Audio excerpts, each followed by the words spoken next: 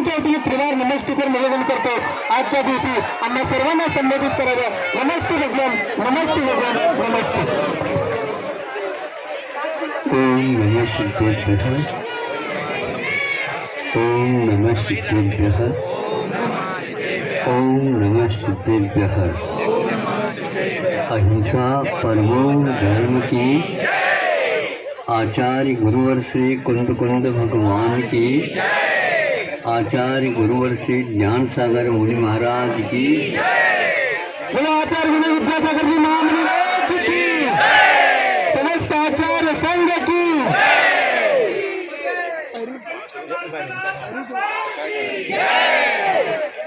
मराठी हो गई और कर्नाटक भी हो गया।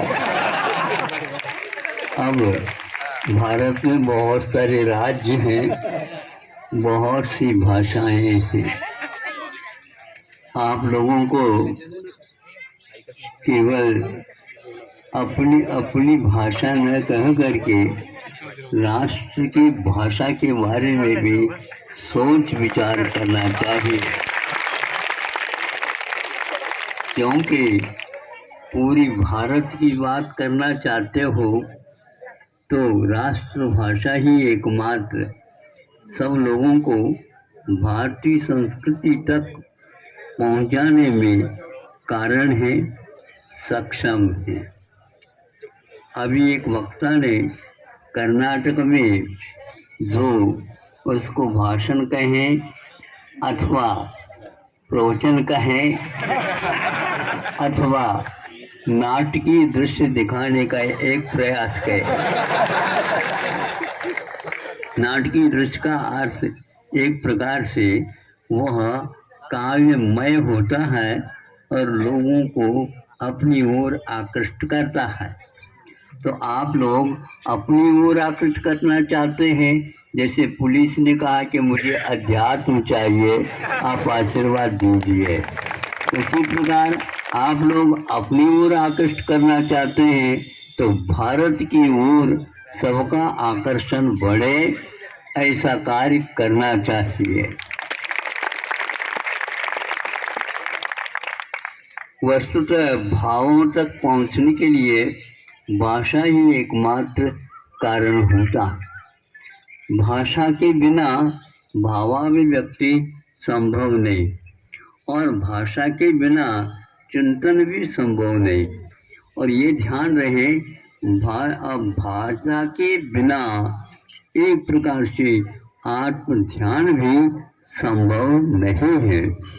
जब तक भाषा रहेगी, शब्द रहेंगे, तब तक हम ध्यान की ओर और ज्ञान की ओर जा सकते हैं। फिर इसके उपरांत उस भाषा को भी, उन वचनों को भी, शब्दों को भी गौण करते हैं, वहाँ से मौन हो जाते हैं, तो उस समय कहीं जाकर के हमारा मुक्ति के साथ साथ जो आत्म वैभव है वह प्रकट हो जाता है। आप लोग इन सब बातों को सुन करके जो इष्ट है और विशिष्ट है, ऐसे आत्म तत्व की ओर जाना चाहिए। और वह असत्य के द्वारा नहीं प्राप्त किया जाता है, उसको और किसी अन्य उद्देश्य को लेकर के चलेंगे तो वह प्राप्त नहीं हो सकता है। इसलिए चाहे महिला हो, चाहे पुरुष हो, चाहे बालक हो, चाहे वृद्ध हो, कोई भी हो, आत्म तत्व की ओर देखने से ये सारे के सारे वेशभूषा समाप्त हो जाते हैं। आप लोगों को प्रशिक्षण दिया होगा, इसलिए सारे लोग टोपी पहन करके आए हैं। इसको टोपी पहनने की जो ये परंपरा है, धीरे धीरे यदि बढ़ जाती है और पूरी भारतवर्ष में फैल जाती है। ध्यान रखिए, यह टोपी कहाँ पर पहनी जाती है?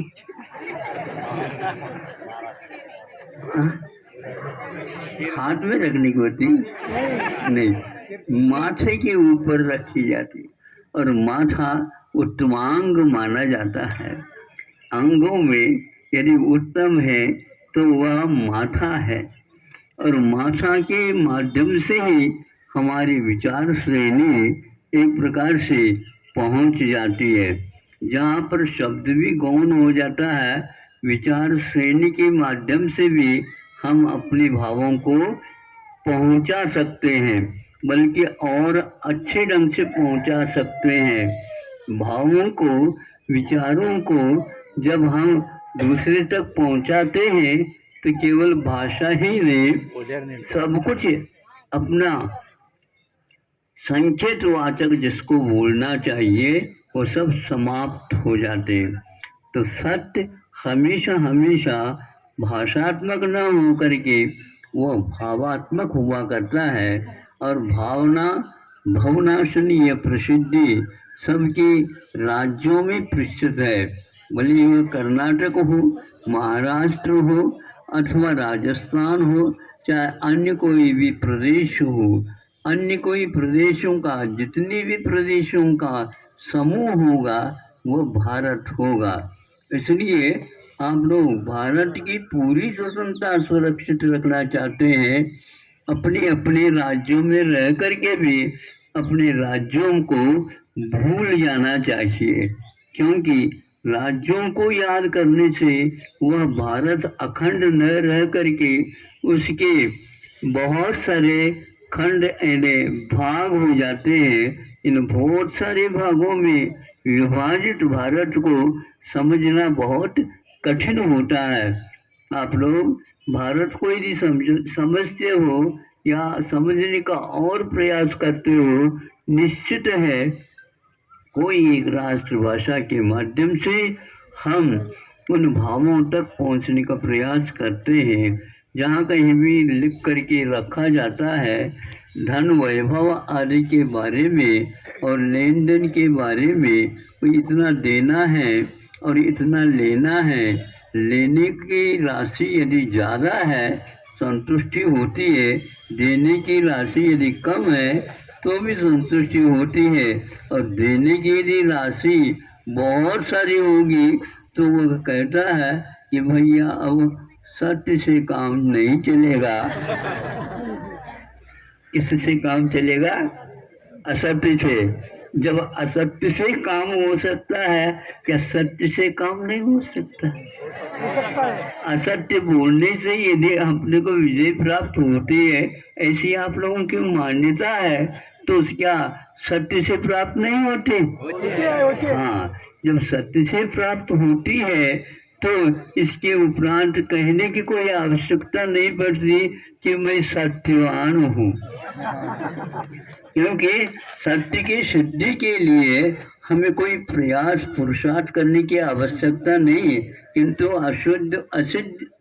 असत्य को शुद्ध करने के लिए हमें सत्य को गौण करना पड़ता है, और 50 बार यदि असत्य भूल लिया जाए तो सत्य की ओर जा रहा है ऐसा लगता है, लेकिन वह क्षणभंगुर की ओर जा रहा है, अथवा जिसके द्वारा हमारे कोई भी वृद्धि वचन की, काय की और मन की, विचारों की वृद्धि नहीं हो पाती।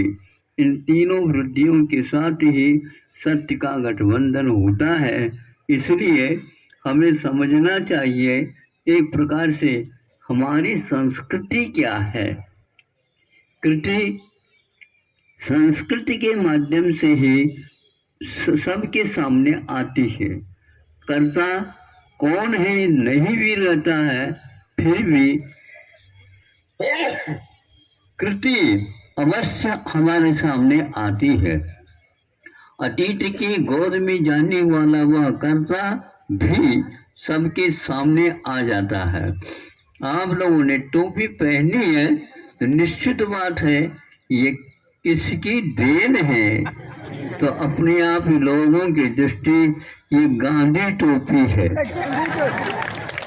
ध्यान रखो, गांधी जी ने कहीं भी अपने इन फोटो में टोपी नहीं लगाया, किंतु सबकी रक्षा के बारे में उन्होंने सोचा है इसलिए सबकी रक्षा, उत्तमांग की रक्षा के लिए टोपी पहन लेते हैं, साफा बांध लेते हैं, पगड़ी उत्तमांग के ऊपर रखी जाते हैं, किंतु इनको कोई हाथ में रख करके शांति का अनुभव नहीं कर सकता। उसमें भी टोपी पहनी जाती तो सीधी पहनना चाहिए, कुछ लोग आड़ी पहन रखी है। उसको हमारे कहने से सीधे कर रहे हैं, मतलब सत्य कहने से सब लोग असत्य को जैसे छोड़ ही दिया हो ऐसा लगता है। कोई बाधा नहीं, हमारे प्रवचन से यदि आपको असत्य छोड़ने के भाव होते हैं तो हम तो कृतकृत हो जाएंगे। क्या वचनों का कम से कम प्रभाव तो पड़ ही गया। अंतिम थोड़ा छोटा सा उदाहरण दे करके इस कार्यक्रम को अपने को समापन करना है। इसके बाद भी यदि आप लोग कुछ काम करना चाहते हैं तो आप कर सकते हैं, क्योंकि आप लोग स्वतंत्र देश में बैठे हैं।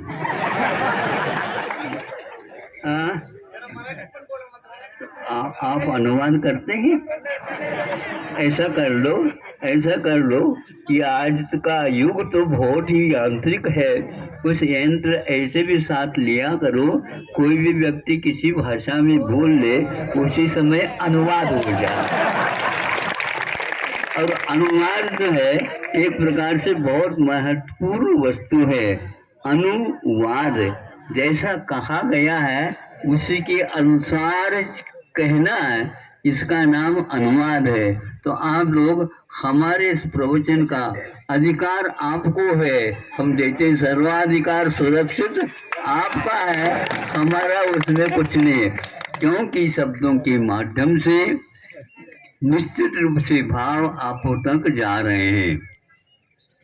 एक व्यक्ति जो कि उसका असत्य के ऊपर बहुत गाढ़ श्रद्धा था, सत्य के ऊपर कहने से सब लोग ऊँघने लग जाते हैं, सोने लग जाते हैं, ये तो सब लोग बोलते रहते हैं। इसलिए तो हमारा ये कहना है कि उस व्यक्ति का श्रद्धान असत्य के ऊपर था, कहीं न कहीं श्रद्धा तो था, ऐसा वह कहता है। यह इसके माध्यम से, श्रद्धा के माध्यम से कल्याण होता है, तो असत्य के माध्यम से भी कल्याण होना चाहिए, ऐसा उसका श्रद्धान हो गया। व्यापार करता था, छोटा मोटा दूध का धंधा करता था, वह प्रतिदिन दूध बेचता जाता और सब लोगों को आवाज दे करके कहता है कि आ गया है, मीठा घोला है। नहीं समझे, दूध में मीठा डालने की कोई आवश्यकता नहीं है, तो मत डालो। महाराष्ट्र में सबसे ज्यादा साकर काय म्हणतात त्याला, साकर कारखाने। जब मैं था तो एक कारखाना खुला था, चल कर दी। हाँ, अब तो कितने हैं पता ही नहीं। यानी सत्य का इतना व्यापार होने लगा है कि अब तो असत्य तो मिटने वाला ही है। लेकिन अब कथा के माध्यम से आप सुनेंगे कि क्या हो रहा, साकराचे काय हो जाता है। अब देखो, वहाँ उस दूध के बदले में कुछ न कुछ और विशेष धंधा करना चाहता है, इसलिए दूध आदि सब बेच करके पैसा इकट्ठा करके और एक थैली में भर करके वह जाता है, और साथ साथ बीच में कहीं न कहीं थोड़े से विश्राम करके और भोजन आदि करके, और वहाँ थोड़ा सा विश्राम हम कर ले, फिर बाद में आगे।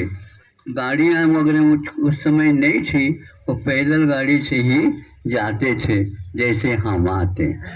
आप लोग भी ऐसे ही आए हैं। आप लोग टेलीफोन से तो सुनते हो और इकट्ठा हो जाते हो, और उसी को ऑनलाइन कहते हैं। लेकिन भगवान की जो लाइन है वो इनलाइन है। वह भीतर की लाइन वहाँ पर बाहर की लाइन समाप्त हो जाती है और अपनी लाइन प्रारंभ हो जाती है। तो वहाँ पर वह कुछ समय के लिए बैठ गया और भोजन करने के उपरांत नींद आती है प्राय करके। किसको आती है? सेठ साहूकारों को आती है। काम धंधे करने वालों को कभी भी दिन में नींद आती ही नहीं है, और रात में भी जहाँ कहीं भी सो जाते हैं सुख की नींद बोलते हैं उसको। सुखाची नींद का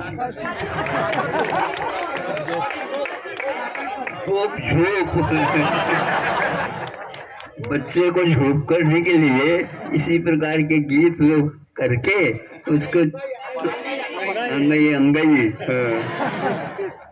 अब ये थोड़े से सोता है तो उसकी आंखें लग जाती हैं। तो ऊपर जो बंदर बैठे थे वो धीरे धीरे ये कौन प्रवासी है देख तो गए और आए नीचे। धीरे धीरे डरते हुए उसके पास आ गए। इसके आवाज को सुन करके वह भी जागृत हो गया। अरे ये इतनी संख्या में आ गए। तो संख्या में आ गए, एक उठ करके डकार लेता है। डकार लेते ही बहुत सारे बंदर भाग जाते हैं और ऊपर बैठ जाते हैं। एक उस्ताद जो है ना, मालिक जिसको बोलते हैं, बड़ा नेता, वह वैसे का वैसे बैठा रहा और अपने हाथों थैला ले लिया। और थैले में जो है रुपया भरे हुए थे। उनमें से वह एक लेता है और फेंक देता है। सामने कुआं था, वो कुआं में जाकर के गिर गया। ये सोचता है कि भैया एक एक करके पूरे के पूरे थैले को ये है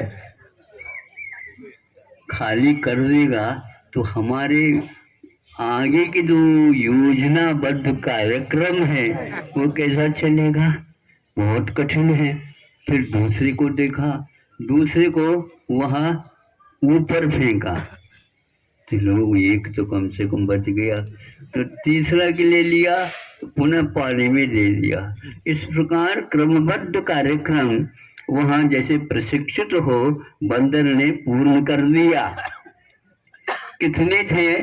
200 मांडो चांदी के सिक्के थे और 100 तो पानी में चले गए और 100 तो ऊपर गिर गए।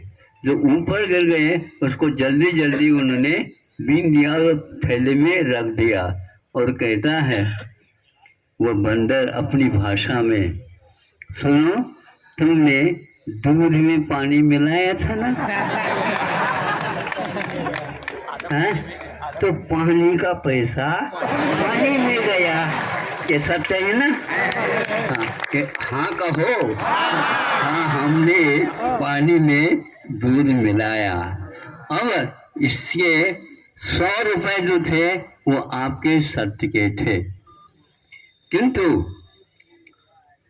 जो पानी के थे वो पानी में चले गए। सत्यमेव जयते। सुना है ये? ताली तो बहुत कम बज रही। कहीं से आप ताली बजाते हैं, ये भी एक प्रशिक्षण आपको दिया गया। सहज अपने आप नहीं बज रहे, इसलिए सत्यमेव जयते, सत्यमेव जयते ये आपको मुखाग्र कराया गया है। जब हम पढ़ते थे उस समय मुखाग्र करा के किया करते थे, किंतु आज ज्ञात हो गया कि सत्य एव जयते, सत्य ही जीता है।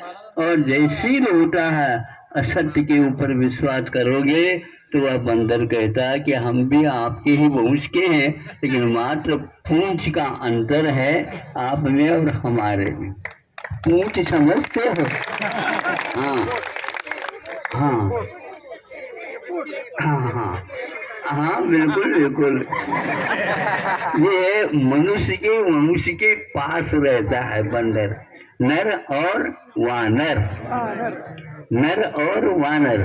तो वह कहता है कि मैं भी आपके ही वंश का हूँ, भले ही पूंछ रह गया है मेरे पास, लेकिन मैं सत्य के ये वाक्य को आपके सोबत रहने से सीख लिया हूँ। इसलिए आप जो मुझे देखोगे तो सत्य क्या है ये अपने आप ही ठीक सिद्ध हो जाएगा। महाराज आज तो ये कदम और आगे बढ़ गए हैं युग वाले। क्या धर्म युग है, क्या युग धर्म है, ये पहचानना बहुत कठिन है। दोनों वाक्यों में शब्द आता है धर्म। एक तो युग भी दोनों में आ जाता। युग धर्म है या धर्म युग है। धर्म को ही युग बनाया तो बनाया जा सकता, युग को धर्म बनाना बहुत कठिन होता है, किंतु युग तो पलट गया। महाराज इस कथा में एक और वाक्य जोड़ना पड़ेगा। क्या है? युग के अनुसार काम होता है। हमारे यहाँ आजकल दूध जो है एक प्रकार से आधा दूध आधा पानी नहीं मिलाया जाता, पानी ही पानी मिलाया जाता है और यूरिया के माध्यम से उस दूध को बनाया जाता है। यूरिया जानते हो?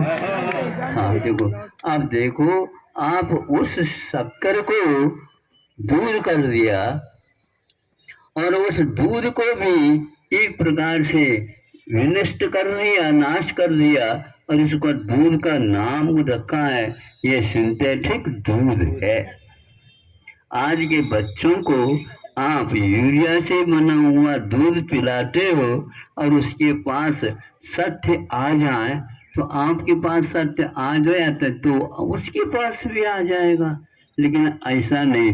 महाराज हमारा इस प्रकार विकास हुआ है, हमारी जो है 1.5 अरब की यदि जनता है उसको कम से कम दूध तो याद रखना है, इसलिए यूरिया के माध्यम से, निर्मा के माध्यम से और भी जो कोई भी सफ़ेद हैं उसमें से थोड़े बहुत, जैसे स्वाहा के लिए जो है ना थोड़े से पानी लेते हैं स्वाहा, इसी प्रकार एक छेम जिसको बोलना चाहिए एक बूंद आप दूध डाल रहे हैं, ये भी आपकी उदारता है। जैसे चाय में दूध आता है ना, हाँ सिंथेटिक है क्या, और वो यही है। सिंथेटिक यदि दूध होगा तो ये इस लाल रंग का नहीं होगा, किंतु वह सफेद नहीं बन पाएगा। इसीलिए आपको समझना चाहिए यह सब कुछ छोड़ करके ये सब असत्य का ही एकमात्र भूल वाला रह गया है। सत्य कहाँ है ये बहुत कठिन हो गया है। सफेद भी आज काला हो गया और काला भी सफेद हो गया। काला सफेद कैसा हो गया तो हम कहते हैं चश्मा लगा दो अपने आप ही हो जाए। एक चश्मा लगा करके आप सत्य को घोषित करना चाहिए तो संभव नहीं है। आप लोगों ने अपना परिचय तो दे दिया है, पहले कहा कि महाराष्ट्र में तो आए गए हैं, अब ये नंबर कर्नाटक का है। बिल्कुल, अब कर्नाटक के बाद में भी और कुछ भारत है क्या? नहीं, आज तक किसी ने भी केरल की ओर आ जाए महाराज। इसीलिए आप लोगों को इतिहास पूरा नहीं पढ़ाया गया है। पूरा पढ़ने के लिए भारत के प्रत्येक राज्य में अपनी जो भाषा है संस्कृति होगी, किंतु भारत कहने से एकदम मस्तिष्क में संस्कृति आना चाहिए। ये सब असत्य हो रहा है। भाषा भी विदेशी है, भाव भी विदेशी है, अनुसंधान भी विदेशी है और सब कुछ बीज भी विदेशी है। कोई भी भारत का कुछ नहीं है। यदि भारत का कोई भी है, श्रम करने वाला है, सारा का सारा विदेशी हो गया है। ये विदेशी पने को समाप्त करना ही स्वतंत्रता का सही सही परिचय है। ज़्यादा न कह करके 15 अगस्त को स्वतंत्र दिवस मानना ही गलत है। पूरे वर्ष, पूरा जीवन स्वतंत्र वय होना चाहिए और वही तंत्र हमारे लिए सुखदायी है। इतना कह करके आज का इसलिए जो राष्ट्र या देश भूल गए हैं उन सबको याद करो, उनकी भाषा को भी समझो और उनके भावों को भी समझो। वे भी भारतवासी हैं, तो आप भी भारतवासी है। इसलिए भारत अखंड आ जाएगा तो निश्चित रूप से संभव है। अखंडता को जो मानता है वह बहुत जल्दी अध्यात्मवाद का रसास्वादन कर सकता है। भगवान से मैं प्रार्थना करता हूँ आपके लिए अध्यात्म का स्वाद बहुत जल्दी जल्दी आ जाए।